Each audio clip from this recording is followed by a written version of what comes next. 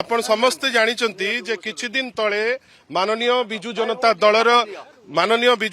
दलर सभापति महोदय श्री नवीन पट्टनायक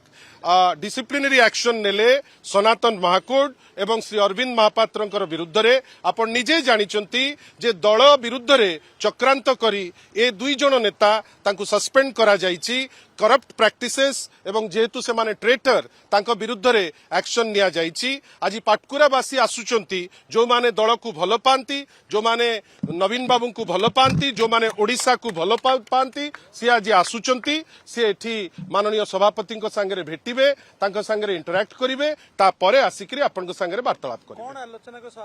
सभापति को आसीचंती सी तांकर भावावेग तांको सांगे टिके चर्चा करी से जिनिस नेबे गोटे से तांको संगे आसीबे आसुचंती गोटे तांको संगे किछि समय बितेबे पाटकुरा विषय रे कथार्ता हेबे केमती से माने चक्रांतर शिकार होउतिले से विषय रे चर्चा करिवे केमिति माननीय श्री नवीन पट्टनायक ठीक समय रे ठीक निष्पत्ति नैचंती से विषय रे मध्य चर्चा करिवे।